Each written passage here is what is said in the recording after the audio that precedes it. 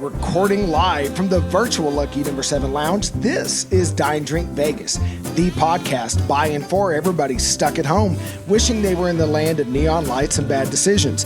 And you have stumbled into episode 41, Adult Swim. Also, we're going to give you our drink of the day and the Vegas news that we found interesting. But before we could do any of that, of course, we have to welcome in the founder of Dine, Drink Travel himself, the high roller formerly of the High Plains, the leader in the luxury lounge, the king of comps, the Alabama slammer, the man who was before and will soon again be waiting for that limo to take him away to his next luxury Vegas vacation. Of course, I mean Bill. Good evening, Bill. Here we are, episode 41, take 3. How are you doing this time around?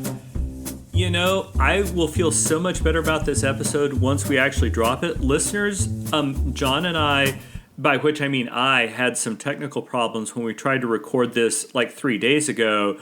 And if you look on Podbean or wherever you get this podcast, you'll notice episodes 1 through 3 aren't available. That's because we're dedicated to not dropping horrible audio, which we haven't done in 36 episodes, but this is a re-record, and I am looking forward to actually letting our listeners hear from us tonight.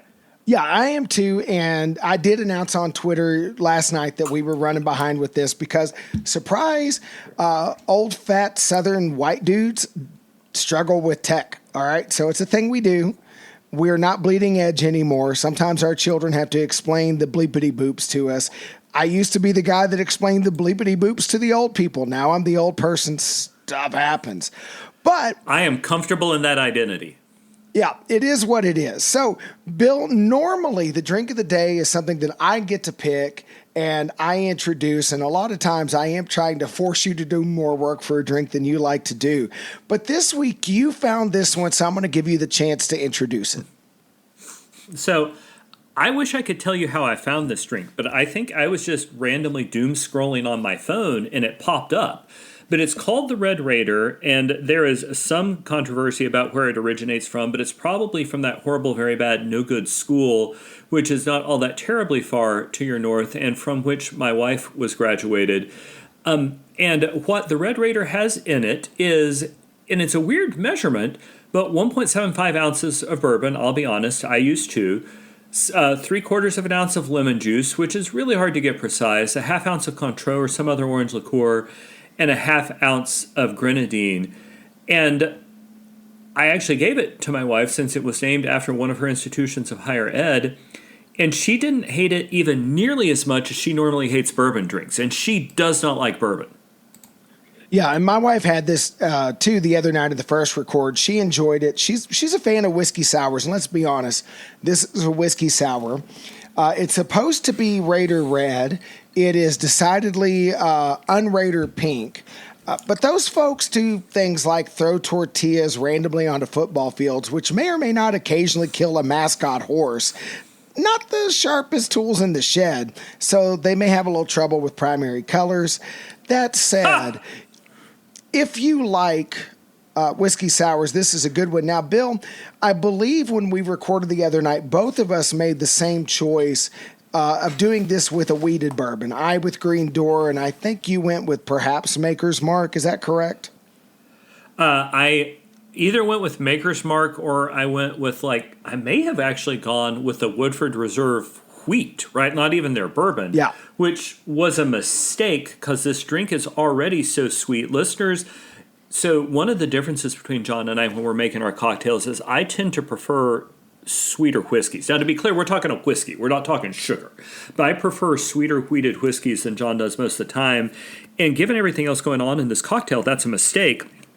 This time I made mine with Wild Turkey 101. Now, they're bourbon and not their rye, but that's, as bourbons go, fairly high rye.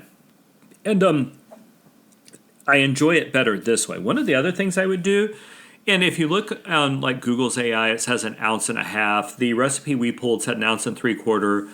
I put in a full 2 ounces of bourbon, and I don't know I couldn't have made it 2.5 because I'm enjoying the sweetness from this, but it needs to be a little less sweet than the recipe calls for. The other thing is that this tastes to me absolutely, I'm not going to call this the Red Raider anymore. I'm going to call this the Alabama Porch Lemonade because it is the middle end of June right now. I am in my house. Okay, I'm in my house in Alabama, but I was outside earlier grilling. It is hot. It is muggy. It is unpleasant because that's what we do here. And this is a bourbon lemonade. It is a pink lemonade with bourbon in it. Last note, I actually really enjoyed that they had the Cointreau in here. The orange helps a lot. Makes it a little bit sweeter. The first time I made this, I made it with a tequila-based orange liqueur. This time I sprang and got the Cointreau. That works better. So maybe it's to our listeners' benefit that we've each made this cocktail like 400 times now just for this episode, because we've kind of learned to perfect it on the recipe. Yeah, and so Baller on a Budget fashion, I did not use Cointreau because that is a very expensive orange liqueur. It is delicious, but I went with Grand Gala, which is a little bit more like Grand Marnier, but also a little bit more affordable. So definitely I would not do a cheap $6 a bottle triple sec. I think that would be a mistake. You do want to spend for, a good dry curacao. And the funny thing on cheap triple sec, De Kuipers, who makes god-awful cheap triple sec, for the same price makes an orange curacao that's a million times better than the triple sec. So go with something other than dirt cheap triple sec. Grand Gala's great. You could get away with some other options out there. And my bourbon tonight was Old Grandad Bottled and Bond 100 proof. I think a higher proof. You went with 101 on the Wild Turkey. I think a higher proof helps this out. I also went with 2 ounces. I will say this. I think a rye whiskey would be lovely with this. You just want a rye whiskey. Some ryes feature the spicy side of rye. Some ryes feature the chocolatey, almost dirt side of rye. Be careful which rye you use. Wild Turkey would have been a good one. Old Overholt would have been a good one. I would stay away from the Whistle Pigs for this. Not just because you don't want to spend high dollar rye in here, but also because some of the high dollar ryes frankly taste like dirt, and that would not go well here. So, John, before we start to move on and talk about our main story of the day, can I say something nice about you, or is that not what we do on this podcast? I'm sure you'll take it back later, so yeah, I'll take the compliment when I can. All right, fair. So this is the first drink we've done in a while that I'm going to make a point to make again. So, listeners, if you're joining us for the first time, I enjoy great whiskeys, both American bourbons as well as Irishes. There are 1 or 2 scotches I can choke down, but normally I'm a whiskey in a glass kind of guy. And I don't like complex cocktails that take me a long time to do. It's just I've got better things to do with my time, and a lot of times it doesn't make it taste better. This is a porch sipping lemonade. I've got, mid to late June now, so I assume I've got about 15 more months of summer left here this year in Alabama. This is absolutely something I will make again to go, this is a porch sipping drink. That's what this drink is. Yeah, and it's perfect for the theme we're going to get into, which is things to do in hot weather, because I don't know if our listeners realize this, but Vegas gets very, very, very hot. And when you're in Las Vegas, you're going to want a cold, refreshing beverage, and you're going to want to spend some time at the pool. So this is our annual pool episode. Now, last year, we did it a little bit different. We ranked our favorite pools of the pools that we've been to. We're not going to do a pool ranking this year. If you want to hear our rankings, you can go back and listen to last May's episode. I don't know that our rankings have changed substantially, and at least I'll say this. Even if we might change the order or add something else, the pools we recommended are pools we still recommend. I don't think either of us would yank anything off that list. But I wanted to have a conversation and start it like this. Bill, when you're deciding on a Vegas pool day, what is pool perfection for you?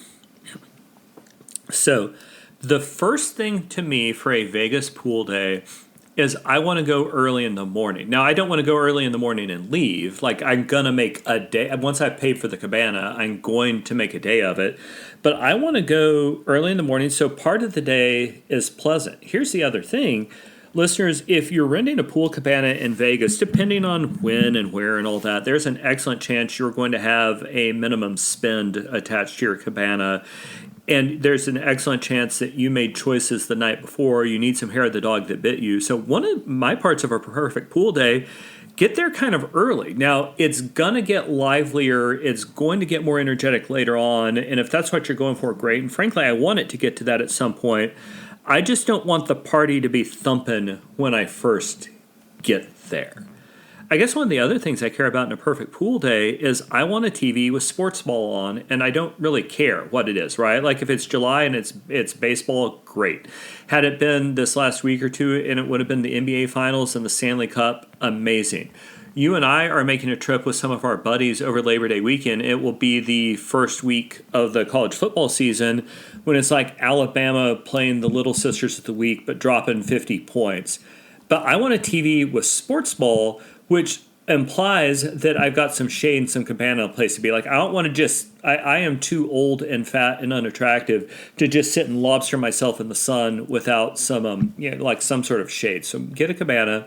One of the other things is that it's better with a group. If I was there by myself, I would get bored. And if I was there with just my wife, we would get bored. But if there's 3 or 4 people, like whatever the configuration is, I think the pool day, to me, is fundamentally a group activity. I think that makes it better. Now, if you're there by yourself or if you're traveling with like one companion, great. Vegas is there for you. They will make that work out. That's just not what I want. And the last thing, and this is, I don't know if our repeat listeners are going to listen anymore because I'm changing everything about who I am. Like I like the cocktail, I was nice to you, whatever. But this is one of those times where I'm oddly not the leader in the luxury lounge. A lot of times, for a perfect pool day, I want something that's a little bit more downscale. Now, to be clear, I don't want cheap. I don't do cheap. That's not a thing. And sure, there are some high-end pools that are lovely. I'll talk about one of them later on. But I probably get bored at the big, beautiful pools at places like the Bellagio or the Aria and stuff like that, unless it's going to be a spa day and I've got spa treatments booked. We'll talk about the specific pools I like later on, but frankly, a mass market pool is great for me in this context. John, what about you? What are you looking for in your perfect pool day?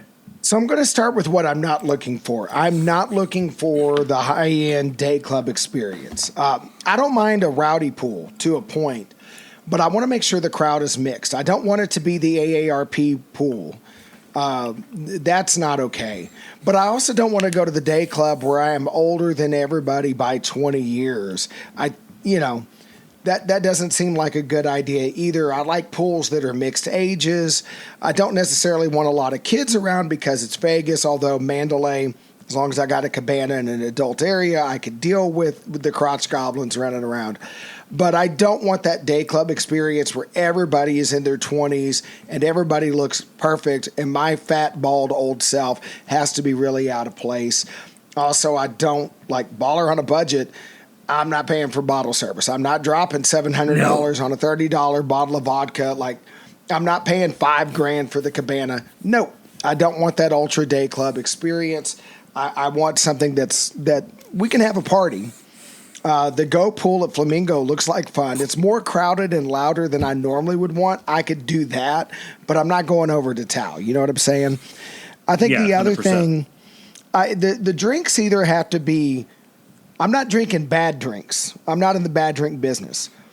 But the drinks either need to be cheap by Vegas standards or they need to be good. Now, if you're on the Strip, you're not getting cheap. So make sure you pick a place that has things on the menu that you like to drink because you're going to overpay. And they don't let you bring in the cooler. I'm sorry, Bubba, you ain't bringing in the Yeti. You're buying their drinks. So check the menu. Can I afford these drinks? And do they pour something I actually want to drink? Those are very important things you got to know before you go in there. And then finally, I'm with you, a cabana is a must. I will do a cabana with just my wife and I. We'll read a book. It's a great day. It's nice and, relaxing and fabulous. It's also great to have a group. I will say, if you're doing downtown, 2 people can split the cost of a cabana. I think Plaza's like $50 plus a $75 minimum bar spend. $125, $150, no sweat. 2 people can knock that out easily. Yeah, it's fine. But some of these other cabanas, like an MGM property or a Caesars property, you're looking anywhere from $450 to $1,300, depending on what's going on that day, supply and demand, all of that. So once you start getting into those numbers, I think your point about a group is nice because it kind of defrays the costs a little bit. It takes the sting out of it. And that is one of those things like, we're going to talk about Circa in a minute. $1,200 for stadium swim where the cabana seats, I think, 10 or 12. If you got a big group, that's doable. It's not a cheap thing, but it's a very doable thing. So get the cabana. Don't hustle for the free lounge chair and have to fight Maud from Boise for it. Don't get sunburned. Have some shade and a decent place to be. It makes a difference. Have a mini fridge and a ceiling fan and a TV. It makes a difference. So you as the baller on the budget, what I'm hearing you say is that this is one of those times in Vegas where it is absolutely worth spending some money. Not necessarily $2,000, right? But you spend some money to get you a nice place to be rather than the free beach chair. Yeah, exactly. And I definitely, I'm not going to the La Quinta pool. That's not happening. No. I do want a good pool. Now, I would try something like Topgolf has a pool. I don't necessarily have to be on my resort property, but I do think spending for the cabana is worthwhile. If your budget won't allow you a strip cabana, you can look off strip. There are deals to be had. The Plaza, the Downtown Grand, the Golden Nugget is a little pricier than those, but it's doable. So you don't have to spend big bucks, but yeah, you do want the cabana. It is worth the money. Cool. So, John, do you have a bucket list of pools you want to make sure you check out? Yeah, so I've actually got 3 in mind, and number 1 is the Downtown Grand. Their pool setup is very similar to Plaza. It's a rooftop, downtown, smaller pool with a small selection of cabanas. You're going to get a mix of people, both at the Plaza and Downtown Grand. There's going to be locals who just show up for the pool. There's going to be hotel guests. And because of the nature of those properties, the hotel guests and the locals are going to be a mix of ages, a mix of incomes. So there's going to be some high-end people. There's going to be some budget people. There's going to be an eclectic mix of music. It's going to be loud, but not unbearably loud. You could still read a book. And they're going to mix up the playlist to appeal to all ages at the pool. So if you're, old enough to have to worry about the gray in your hair or your beard, you might not like the club music of the average 20-something who has enough money to spend on bottle service. But at these smaller properties, they'll play something you like to eventually. They'll mix the whole thing up.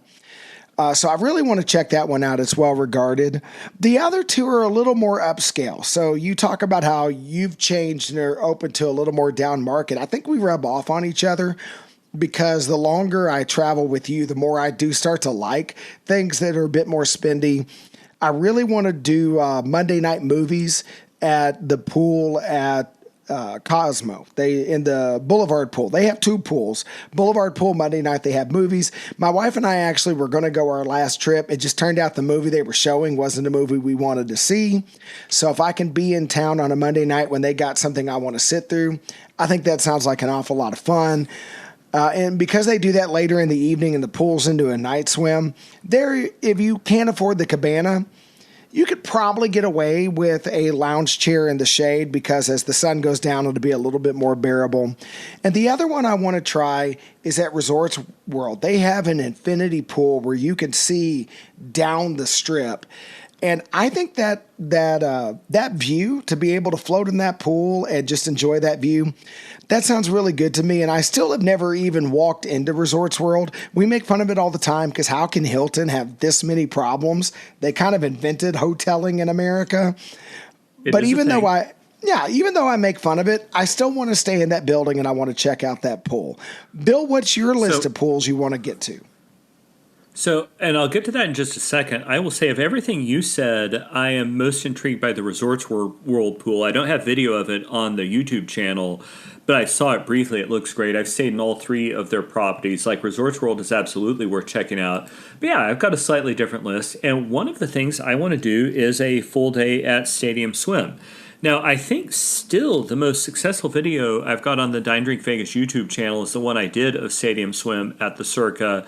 But they just let me walk through and record video. I want to spend a day. I want to spend the whole day there. Like, I may lobby that this next year that become the guys' Labor Day trip because I want to watch football and drink beers with my buddies while we're at that pool. Like that, it is phenomenal for sports viewing. They've got some great cabanas there. It's not going to be cheap. It's not as bad as some of the premium ones on the strip might be most of the time. And there's going to be a lot of younger people than me, but in a way that's frankly kind of helpful to the experience. And right. I'm not going to be wildly out of place. Right. Right. Yeah, and I'm down for that one. Now, I will probably stay across the street at the Golden Gate because I need to remake the Golden Gate suite video. I'm going to say two things. The suites at the Golden Gate are tremendous value, and if you want to see the worst shot hotel room review ever, my video is shaky cam. I mean, Blair Witch Project. I clearly, the lesson, if anybody out there wants to be an influencer, and for influencers, Bill and I don't have a lot of influence, but thank you for listening. If you want to see what not to do in a room review, I give an exhibition of how to make a bad room review. So I need to redeem that video. So if you want to do that, Bill, I'm down for it. Just don't, well, you will make fun of me and you'll call it a poop and pour, and I can already hear it coming. But I'll be across the street at the Golden Gate at the suite to redeem myself. So, John, I don't know what you mean. What's the poop and pour reference you're making? So the little wet bar area at the Golden Gate is right next to the bathroom sink. Now, they have a water closet. The toilet is in a sequestered space with a door. And even if there was no door, unless you have Inspector Gadget Go Gadget arms, you cannot reach the counter, the sink, or your booze from the toilet. But Bill insists on referring to this arrangement as a poop and pour, as if you could sit there doing your business and still make yourself a drink. And that is not what it is. I will say there's some oddities with that room. It's not what Bill says it is. And if we do that in 2026, we'll make a fresh video. Maybe I'll let you make the video this time because my videos suck. And we'll show the listeners and viewers exactly what it is. I do think it's the best deal downtown. No, absolutely. Now, a couple other pools on my bucket list. I would like to spend another day at Mandalay Bay. You and me and our buddy Mike did that in 2021, right as the world was emerging from COVID. That was delightful. And we've got a cabana in the W Hotel's wet deck. And one of the, which will be a quiet space, but still with full access to the Mandalay Bay pool complex. I am looking forward to that day. And I guess my last one is going to go back on what I said earlier, but I really liked the Waldorf Astoria, which is as super premium as a hotel property can get, although another Hilton one, cool. And their spa is beautiful and quiet. And I think one of my pool bucket lists, and this may be one of those where I get Rachel, my wife, to go with me eventually, maybe if I ask very nicely and scrub enough toilets and all of that, because she is less of a Vegas fan than I am. But I want to do a pool spa day at the Waldorf with my wife. I'm sorry, John, I don't know how to tell you this, but she's way prettier than you are. And that seems like it would be a pleasant day.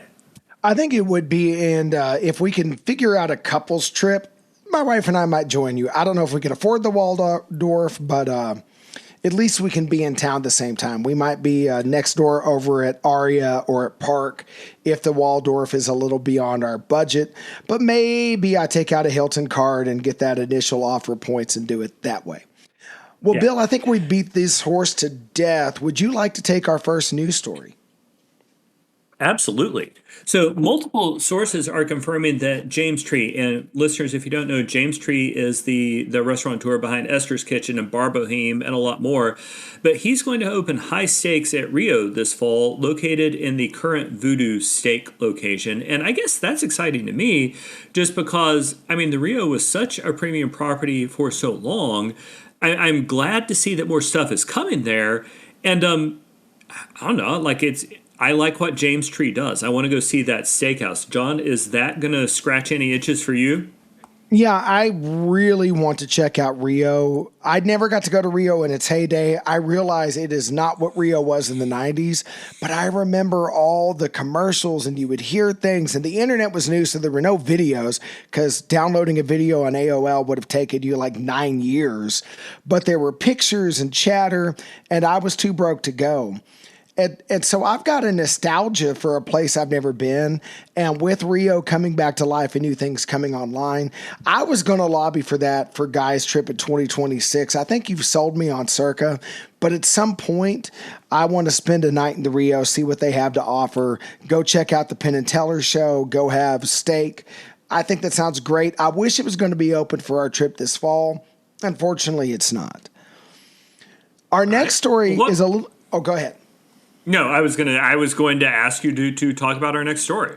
So this is a little bit of a baller on a budget story, which is why I wanted to add this. Several people have highlighted this already, including Al Mancini over at Neon Feast. Brewdog, which is right there on the strip, just north of MGM Grand, they have now opened what they're calling Underdog. So most of their dining and bar space is up on the upper floors. They have a roof deck and all of that. But on the lower ground level now, they have what they call Underdog. It's a sports bar. They feature $7 pints and bar eats that run well under $20. And that's not a happy hour price. That is the menu pricing in this spot.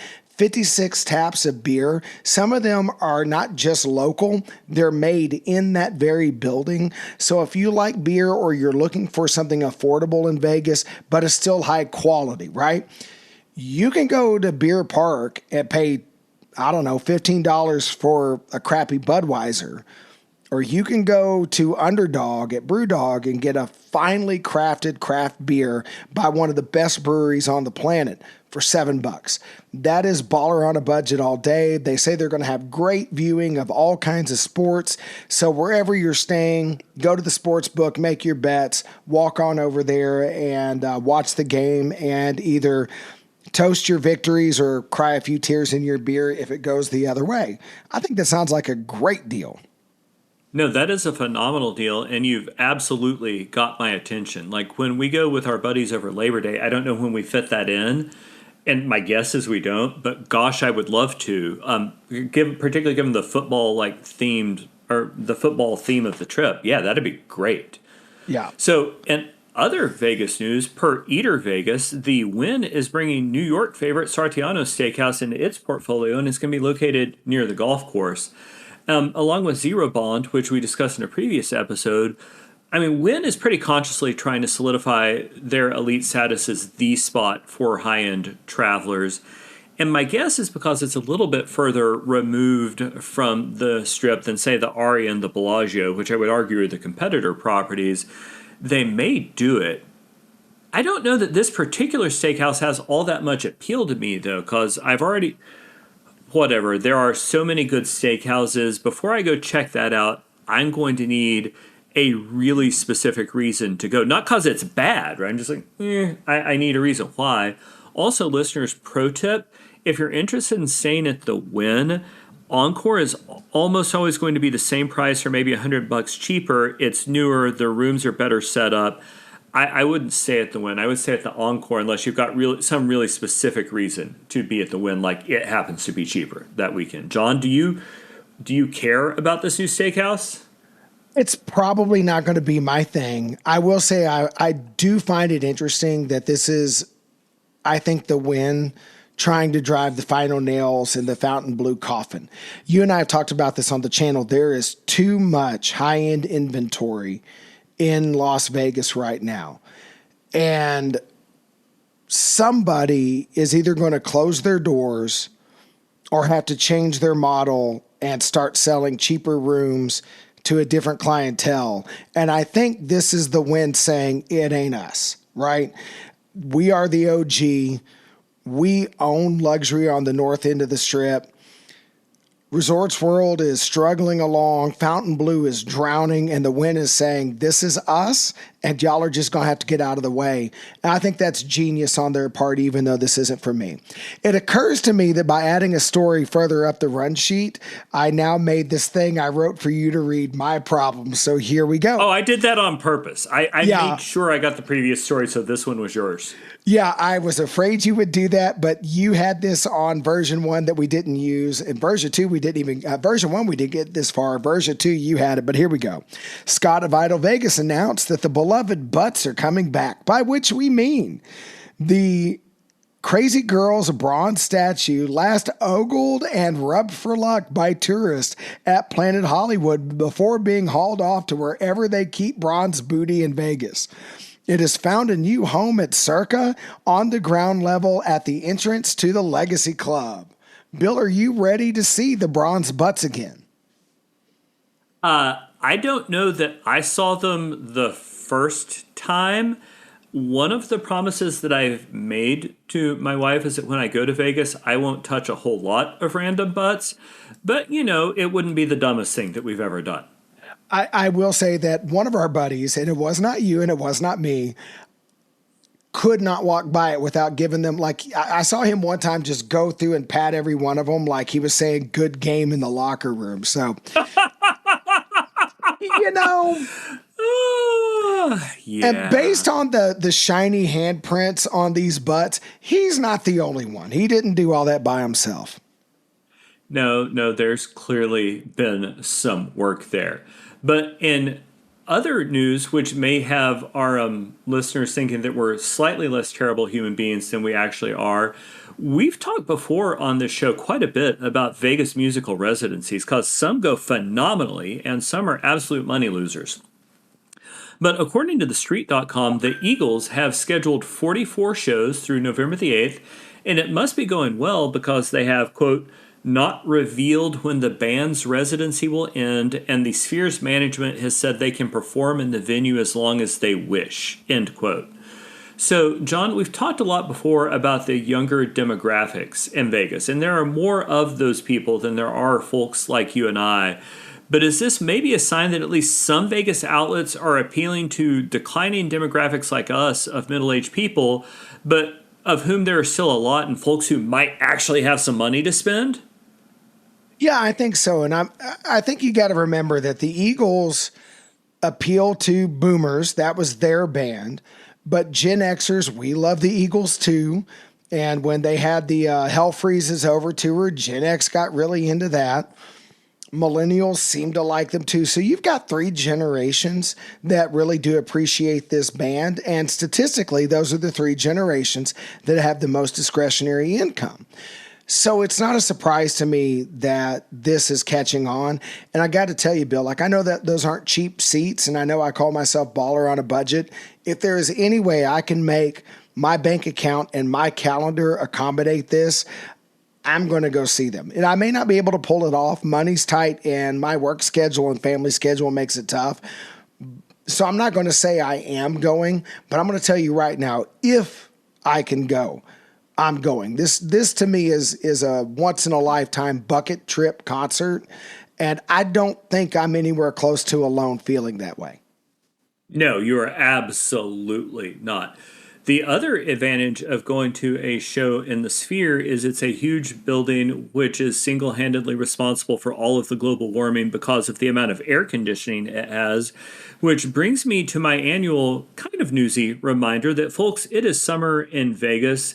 We're recording this on June the 21st, but all of the forecasts are calling for temperatures in the 100, and it's not even particularly hot for Vegas. Please take appropriate precautions in this heat. And I guess the news item here is y'all look at the dang weather before you go, because it turns out in the winter there are some cold and unpleasant days, but in the summer there's a lot more days of threat. And please don't become a statistic. The weather is hot. Look at it. Take appropriate precautions. Sure, go into the Sphere. Enjoy some nice air conditioning.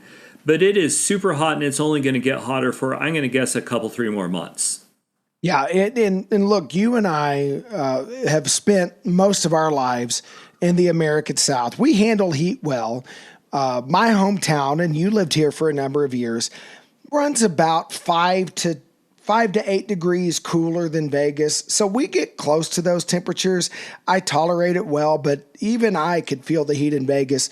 Make sure you hydrate, especially if you're day drinking.